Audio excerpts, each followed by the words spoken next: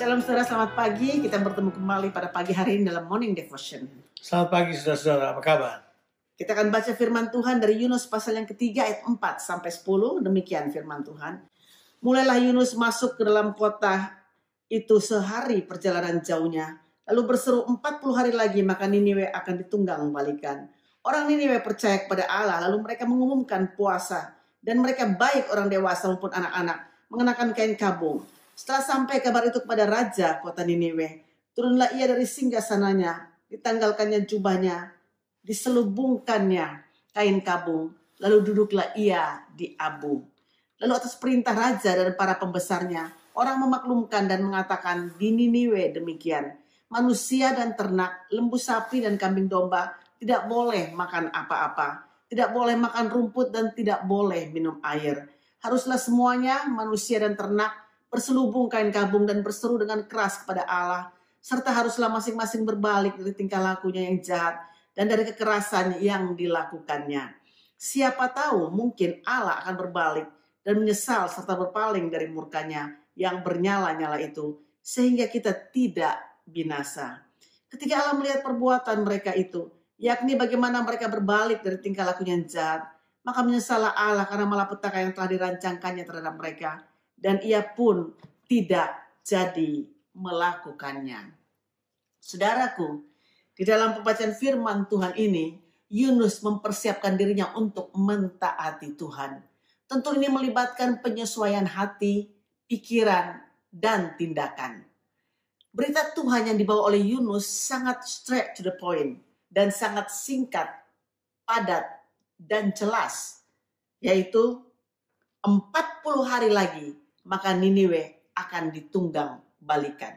Masalahnya adalah ini, Yunus menyampaikan pesan Tuhan, tapi sangat disayangkan Yunus tidak membawa hatinya Tuhan. Dan memang benar, coba saudara pertimbangkan ini. Begitu Yunus selesai menyampaikan pesannya yang mungkin cuma ada berapa, 6 kata saja itu, kemudian dia mulai berjalan ke dalam kota Niniwe. Melewati kota Niniwe, kemudian dia naik ke atas gunung. Di situ ditulis di pasalnya yang keempat.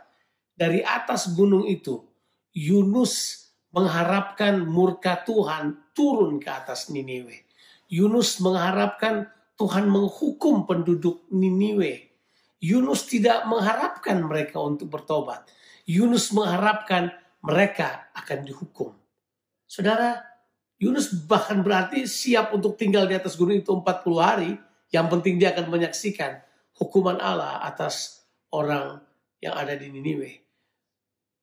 Yunus mirip dengan anak yang sulung di dalam Lukas 15. Ya, dalam cerita anak yang hilang. Yunus persis anak yang sulung. Oh, dia setia, dia taat pada bapaknya.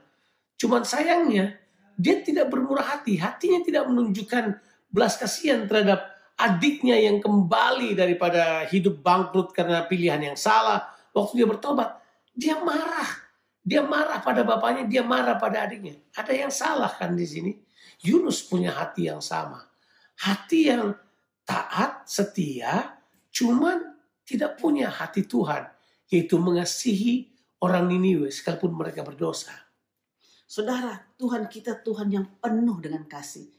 Waktu Tuhan melihat perbuatan mereka, karena mereka berbalik dari tingkah lakunya yang jahat, Tuhan menyesal, saudaraku, untuk mendatangkan malapetaka atau hukuman bagi orang Niniwe.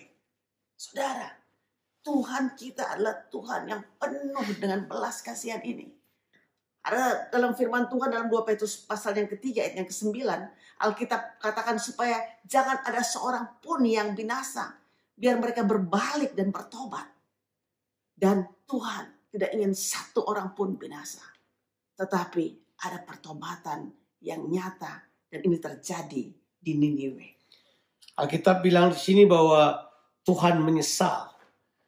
King James berkatakan, and God repented. Kata repented artinya bertobat. Nah, kata ini memang punya arti dalam bahasa Ibraninya nakam. Itu punya pengertian bahwa Tuhan seperti menarik nafas panjang. Dia berkata begini, saya tidak akan menghukum mereka. Saya menyesali niat untuk menghukum mereka. Saya tidak akan menghukum mereka. Tuhan kemudian merubah. Kata itu kemudian Tuhan merubah keputusannya. Dia tidak jadi menghukum orang yang ada di Niniwe karena hatinya mengasihi mereka sejak awal. Saudara, mari kita melayani Tuhan dengan menerima hatinya Tuhan itu. Yaitu hati yang penuh dengan kasih dan belas kasihan. Bukan kita melayani karena tugas kita atau kewajiban kita. Tetapi saudara, kita akan melihat perkara yang luar biasa waktu kita bergerak dengan compassion dari hati Tuhan sendiri. Tuhan Yesus memberkati saudara. Amin.